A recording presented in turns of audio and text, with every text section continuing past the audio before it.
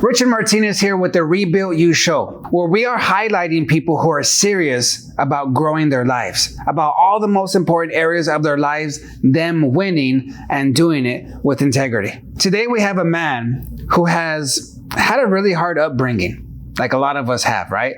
But he's made some bad decisions where he ended up in jail for years of his life, and now has come out and done some amazing things, has changed his life personally and professionally, and having great impact in every area. Really excited to hear from my man, Mark.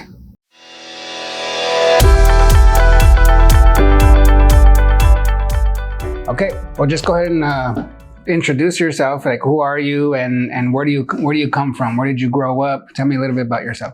My name is Mark Murrieta. I'm with Titan Environmental. Grew up locally here in Orange County in Fullerton, California. What else? I mean, what is there to say? That's good. So, okay. Now I'm going to just start questioning you, right? Okay. So, you say you grew up in Fullerton, you said, right? Yes. So what was your family like? Single mom, had a sister, and was kind of always home by myself and my sister. My mom ran 2 jobs. So you're the oldest, or your sister? I'm the oldest. Okay. 2 years difference.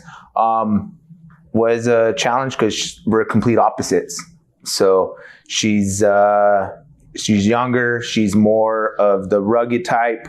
I'm more of the kind of the Orange County, I guess you could say, always at the beach, kind of that okay. Stereotypical Orange County persona. I mean, right. that was me versus my sister, just completely opposite. But, and how'd that happen if you guys grew up or did you grow up in the same home? So grew up in the same home, just different crowds, different traits, different personalities. So yeah, it's good, but that makes us who we are, right? Yep. So your parents, are they still married? Nah, separated when I was 4. Okay, and so you don't remember that? I don't remember the separation, but I remember I kind of come from a broken household. So Dad was never really around. Dad disappeared, said he would come and grab us and come pick us up, and wouldn't show up. He would do that often? But he lived there with you? Or no. That was when they're separated? Yeah, separated. Okay. So kind of got diagnosed at a young age with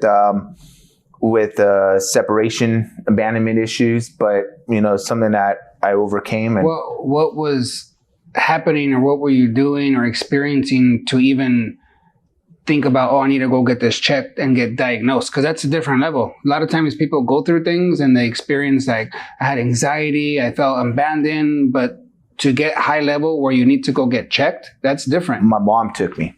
Okay. So it was a situation where started lashing out at school, lashing out at home, was just angry at the world.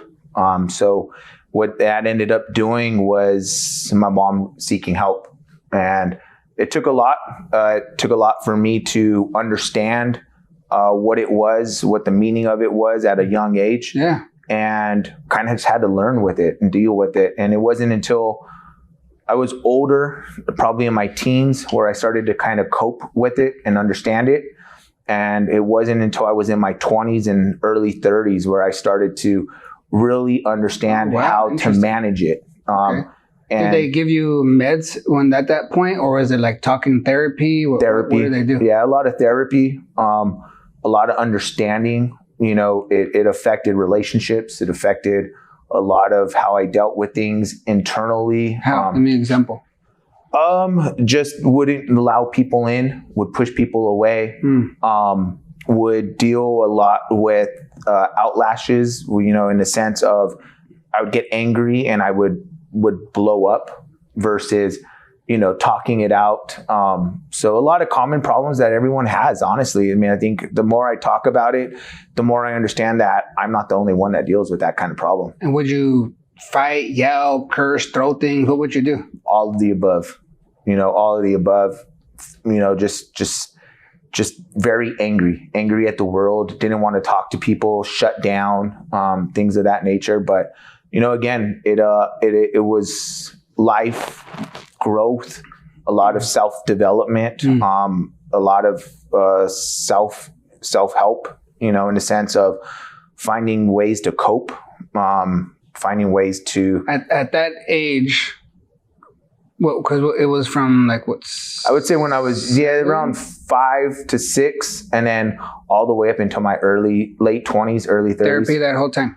On and off. So I had therapy when I was 10, 12, 16, and 17 area, and then what would make you go back after you would kind of take a break from it? my mom would force me. Because you were doing things. I was doing things, things to a point where, at my senior year, I had to go live with my aunt, who was a English teacher, great, church person. That kind of kept me straight. I always had a good, close relationship with her, so that kind of grounded me my senior year. Let's talk about what your high school was like, just to get a little bit more insight. Because I'm gonna start pulling out like what you learned, the coping skills, and there's a lot of people that can relate with this, and they don't know how to deal with it. So imagine yourself going through that. I have a lot of people who are watching that are there right now. So that's why I want to dig some of this out, so that way they can be like, that's me. Like, that's how I feel, So during that time in high school, what was that like? And I know you didn't understand, maybe even, I don't know, fully what that was going on inside, but how were you living? It was angry. I used football as an outlet. I started to play sports, and then I started to, I was always afraid to hit, and then I started liking to hit. Mm-hmm. And what I ended up doing was it's sad to say this, but I would put my mom and my sister's face in the other person's helmet because I was getting angry, or I'd put my dad's face in their helmets, and I would draw that out. And that started to help me. And then, kind of started running with the wrong crowd.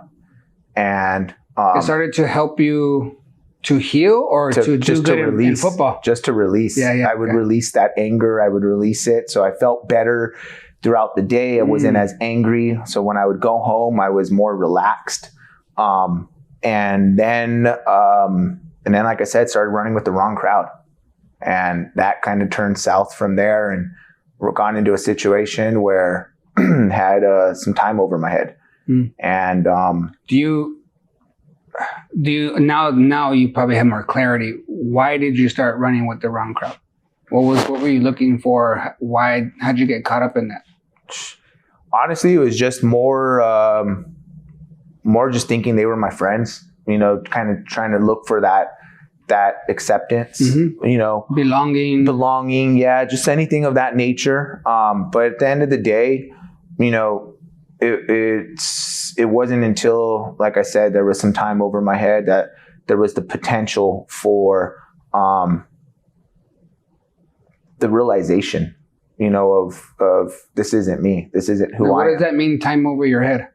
Had some jail time over my head. Okay. And it was, and I know that because we've talked and built relationship, but I'm thinking about the people listening too, because they're like, what does he mean, time over his head? I had 5 years. So, 5 years where, and if it wasn't for attorneys to help me, it would have been longer. It would have been longer. Yeah. What is the time that they gave you that you were supposed to get? Anywhere from 5 to 8. That was what it was. When it really came down to it, the bottom line of it was my mom at that point in time said, "You're on your own. I've helped you out too many times." And it wasn't until she realized I had that serious amount that she said, "Okay, it's time for me to help you again."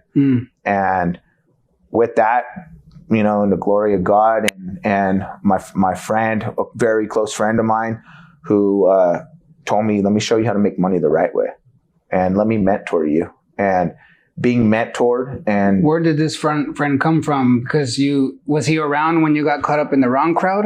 Like, where was he? Yeah, kind of mixed in that. Met him through a friend of a friend, and just turned into a great. Honestly, is my best friend today.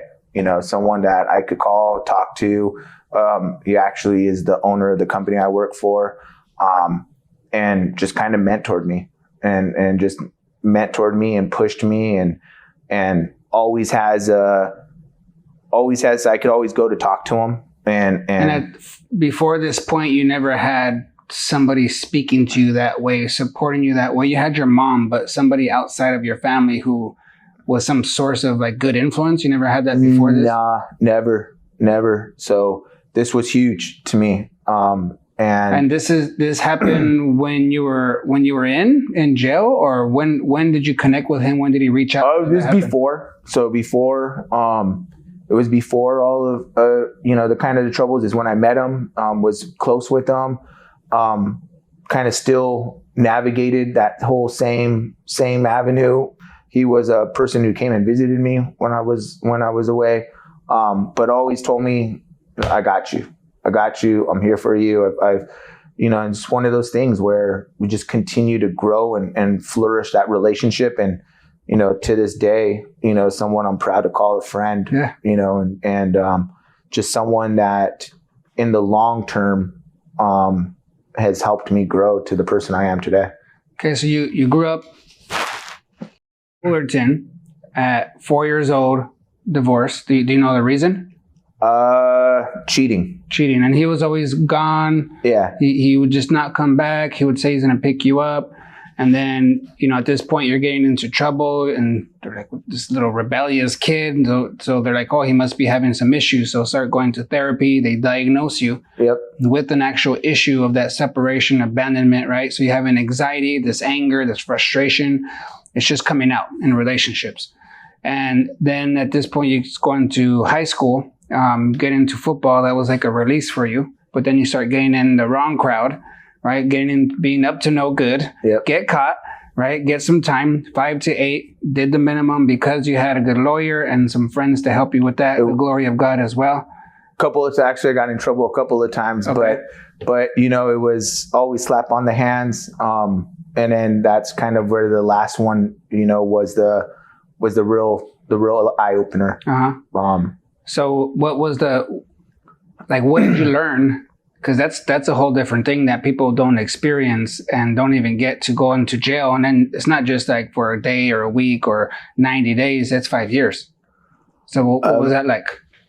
It was different. It was definitely different.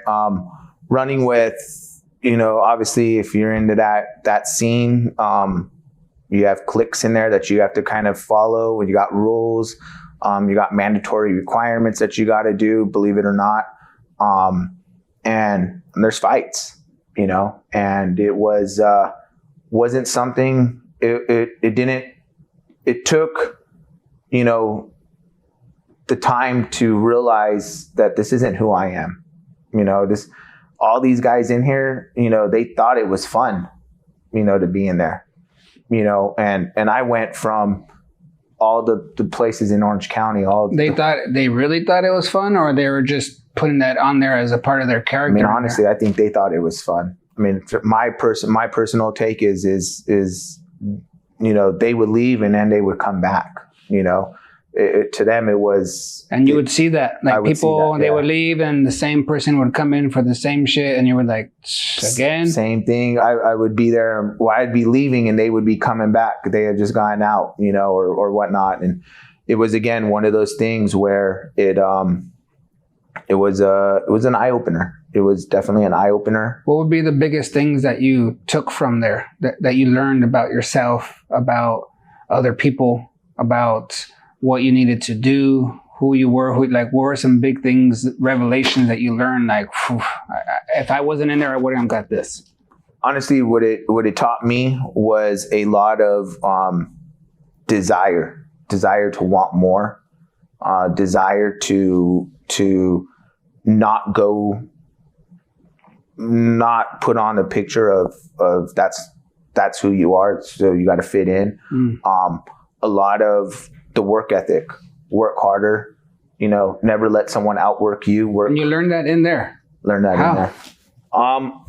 Just because of the will, when you're in there, you have mandatory things, like I said, that you have to do. You got to read, you read, again, you start to see people, you see there's could be 8 people in there, and, you grew up in this area and these guys are, tatted up. And not to say that, not to judge anyone with tattoos, but, just to say that this is what they know. This to them was, they're normal. They're That's normal. What they grew up in, but you didn't. It was just your high school. Yeah. So it was one of those things where, it took, if I'm not going to, this isn't where I want to be. And it took that realization the last time for me to realize that that's not who I am. It's not who I wanted to be. It's not what I wanted to be. Again, I don't pass judgment on anyone. I've been there, done that. I used to always be afraid to talk about it, but, sometimes people need to hear that, what I could say, what I've done since then is I've got my record expunged, went from 4 felonies to got that dismissed down to misdemeanors, got misdemeanors down, expunged to completely off my record, got my record completely sealed. Took a lot of hard work, but did it. How did you do that? Time. First and foremost, you have to meet minimum requirements, right? You have to get off of probation. Then you got to wait 7 years. Then you got to go back to court, show what you've done, how to get character letters. Got all of that done and got them dismissed.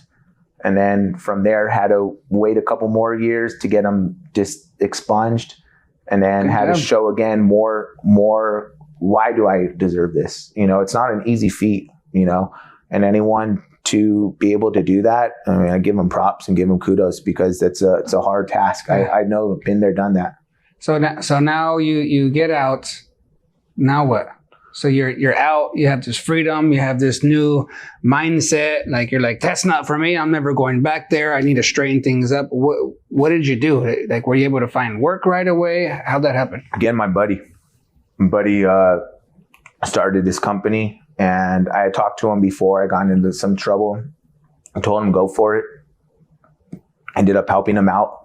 This is when he was starting his company. Yeah, right at the very beginning. Kind of the start of my troubles was kind of the start of his company, and we just commingled. I was working on race car teams, just did all of that. And it took him saying, let me mentor you. Let me show you how to make money the right way. Let me guide you. He's a couple years older than me, but an individual who has a good heart. And someone who you take care of him, he'll take care of you type. And so you already had this relationship with him before you went in. He was a friend. You got into the wrong crowd. He started doing his thing. You got busted, but he supported along the way. Yep. Right? So now you get out. So it was already set up. Like he already, I got you. Right? That was already there. So when you got out, you already knew you were going to go work with him? Yeah, it was already starting to kind of weed itself in there. And so I ended up going and I honestly changed my phone number.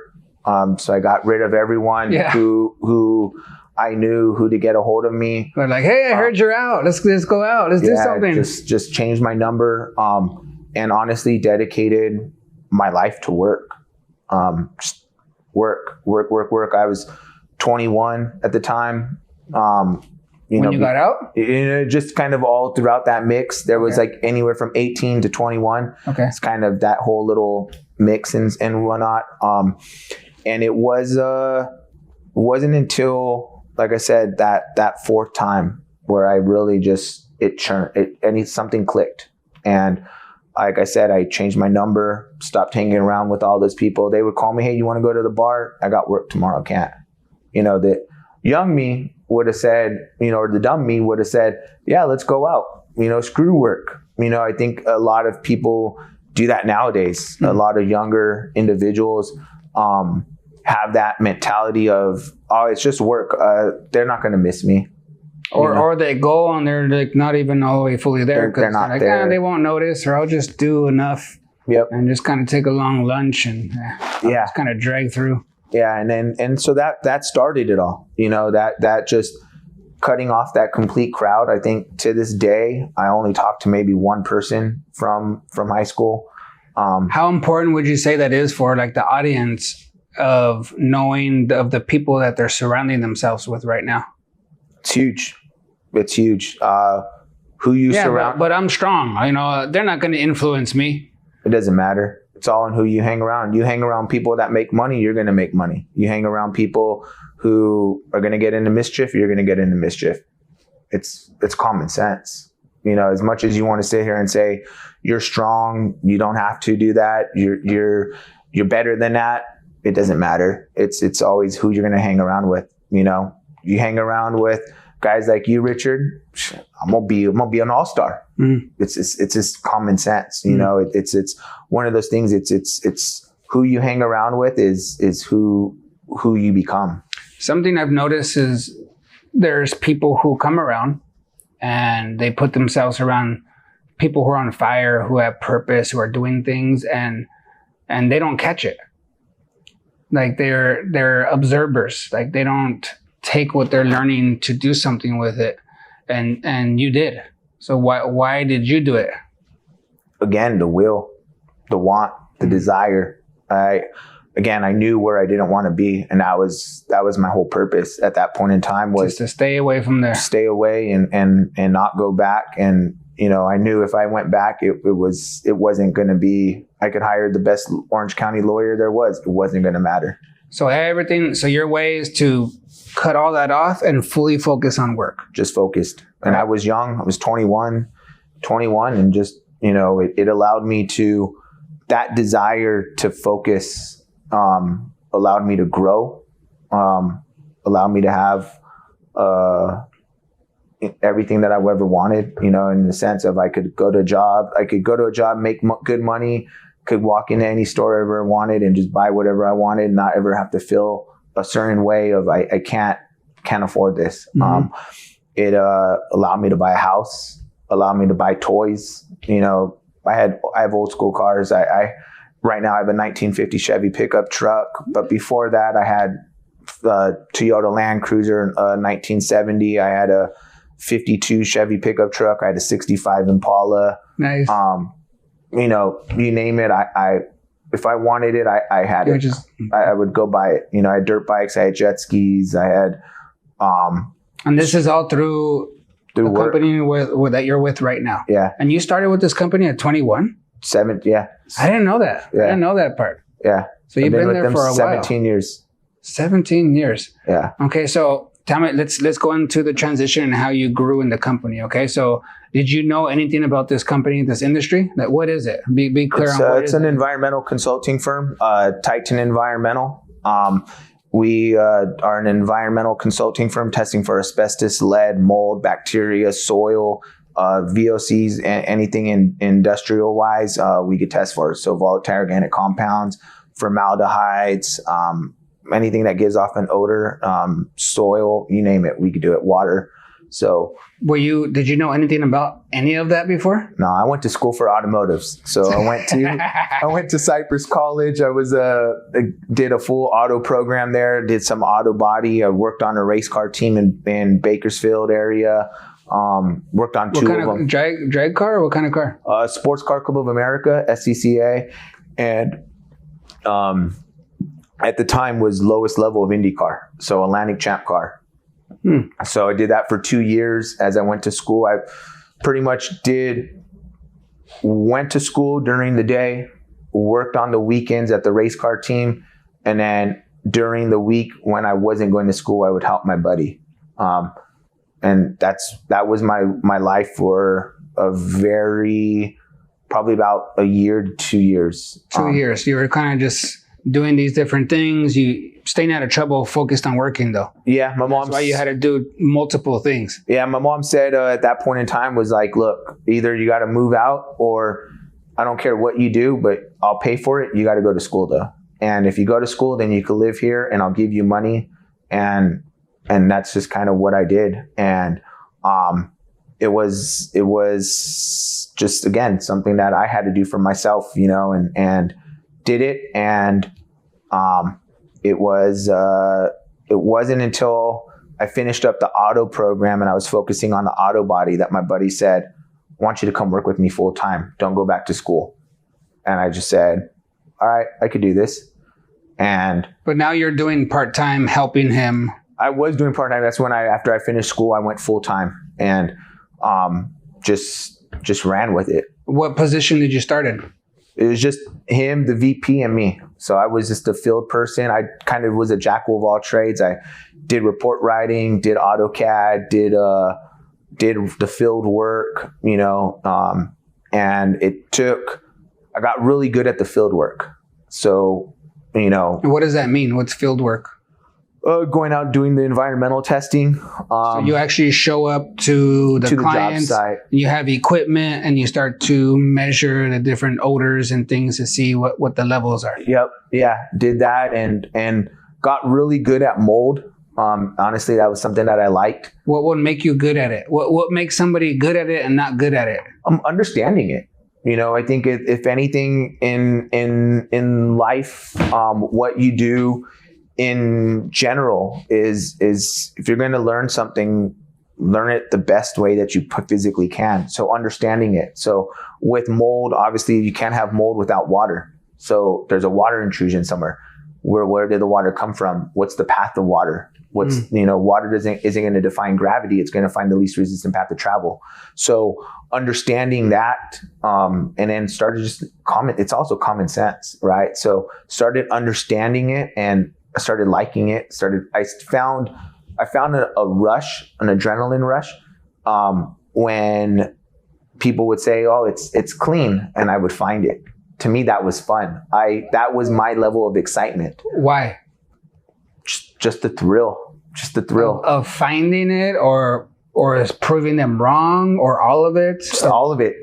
Yeah. Just it was a rush to me. It was a rush. I got an adrenaline rush. It was almost like my high. Interesting. And so got really good at it and started learning it. And then I was then told, okay, you need to learn this now. And started learning about asbestos. And then I got really good at asbestos, and to a point where I've surveyed a 1.5 million square foot building, and by yourself? With another individual, but I was the lead on it. It's a lot. Yeah. So it was 10 stories, approximately 500 by. How long did it take you? Took me a little less than a year. So it's a huge project. Yeah. So did that, started taking, and then I had someone in the industry tell me one day that in this industry you either do industrial work, you do commercial work, you do school work, you do federal work, or you do insurance work, right? Mm-hmm. The insurance is if you own a home, you have a water loss, you contact your insurance carrier. They're going to come out. They're going to dispatch a restoration company. They're going to dispatch someone like myself. See the level of risk, or if they can even insure. No, they what they do is if it's built before 78, they have to have it tested for asbestos and lead, so they know who could work around it. How is it disposed of? Is it disposed as non-haz versus haz, hazardous waste? So that's what it took. And so, with that being said, is it just. It kind of was like, again, a thrill of, okay, cool. But what I've learned during that is I had someone tell me, you guys are insurance whores. And excuse my language on that. No, it's good to understand. But and that's what they're calling you. Yeah. So, and that was because at the very start, we focused on all insurance work. We didn't go after the bigger stuff. Okay. And so what ended up happening was I told my buddy, I was like, let's go get that bigger work. And to me and him, it was fun. He was like, all right, let's go do this. You down? I'm down. Let's go. And so we ran with it. And now we do a bunch of federal stuff. We do a bunch of industrial work. So if you're so you're not insurance whores anymore? No, for all of the above, right? But hey, if you're a commercial developer, call me. I'm your guy. Yeah. That's just one thing that, is just kind of, again, how it started. you know. So then, in this time, you're learning the trade, you're learning those things. Are you doing any kind of self-development at this point? Learning as much as I can. So just from the industry and your friend, but not necessary mindset, so like sales, none of that stuff. No, just again, being the best as I can. That was one thing that also helped me was never wanting to fail, never wanting to go back to where I was. So my self-improvement was just being the best person, being the best version of myself, learning as much as I could, being challenged, listening. I think that's the biggest thing out of anything that you could do is if you want to improve yourself, listen to people who are around you, who are giving you the advice, because that's what's going to help you. Understanding and listening to people. I'm surely didn't get to my position without listening to people. It's the self-development. No one's going to help you besides you helping yourself. Good. Amen. So you've been there for 17 years. What has your growth process been there from where you started? So that way we can see like how you've grown, what you've grown into, so we can get to where you are right now. We've grown from a 3-person company to a 38-person company, a full state provider. Grown from being a field person to being a field manager, to being a director of operations. And that's where you are now. That's where I'm at now. So during that, to this day, I'm still learning.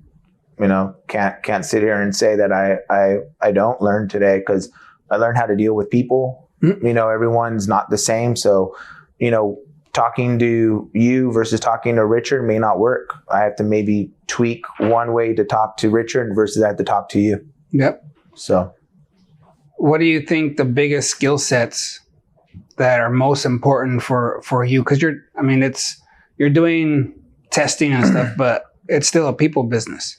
You still have to go and connect with people. Yeah, you have your measurements and go, but there's still people there. You're still working with the clients. You're in the field, right?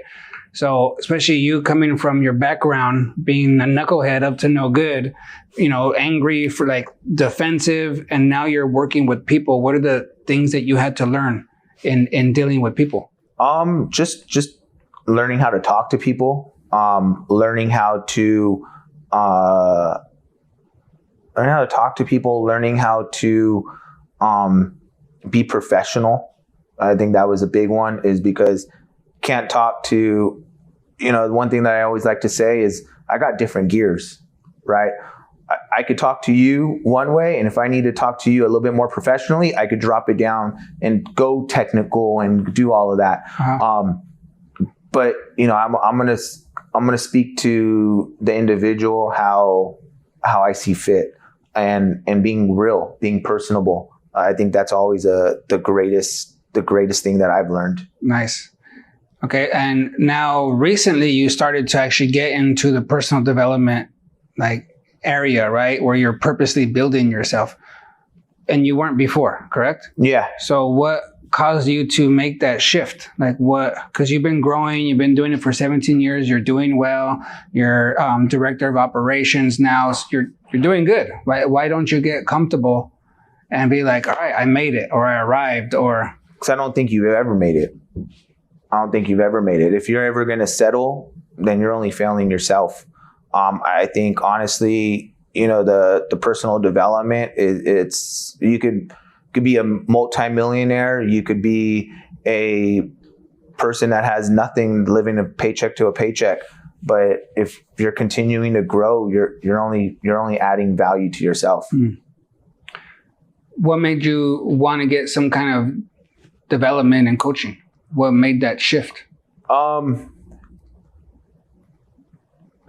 Employees, learning how to speak to employees, learning how to, what's the word I'm looking for? Lead, be a better leader. But at the same time too, being able to connect, because I think if you could connect to an employee, on a different level, again, it's how you speak to people. That's what's going to get them to give you more. And as a leader, as someone in a position of authority, you have to be able to guide. And at the end of the day, I think that's really a big part of my position is guiding others, coaching others, right? And so if I'm going to be a coach to my employees, what's a better way than to get coached yourself, to learn and to become better? That's good. So how long have you been the sales operation director? A year and a half. Okay, so it's a newer position. Yep. And how is it going so far? Challenging, definitely challenging, frustrating, stressful, because there's many different factors that play into that. And when I say factors that play into that is you have people who call out. Now you gotta manage that. You have people who aren't living up to their expectations. You give them a task, they don't complete it. You have people who you create policies and procedures, they don't follow them. Policies and procedures are in place for a reason, not because you just want them there. Yeah. It's because there's a reasoning. And so I think a lot of employees don't understand that, right? They go into it and say, I'll just do it this way. I'll do it this way. This way's faster. Dude, I don't need to do it that way. No, there's a checks and balances behind everything. There's the reason why they're there is because someone before you has learned that this process protects you from your own self down the road. Good. Now, right now, what's the next step for you when it comes to, being with this company? Because I can see that you're fully in it, like it's yours too. Like especially with your friend, you have this loyalty, this integrity with it. You want to help it to grow. Like you're all in. So what is your next step there? Just become. I've always told them, we're a pretty successful company. Continue to get mentored and continue to take us to the next level. I said when we were 5 years in at a company Christmas party, I want to be the biggest and best environmental consulting firm there is. And we are now one of the biggest. Nice. But I don't want to stop there. I want to keep going, get bigger and get better, and just continue to grow, just continue to thrive, continue to build relationships, and just network, because at the end of the day, life's networking. How are you? Because you have family, right? You married?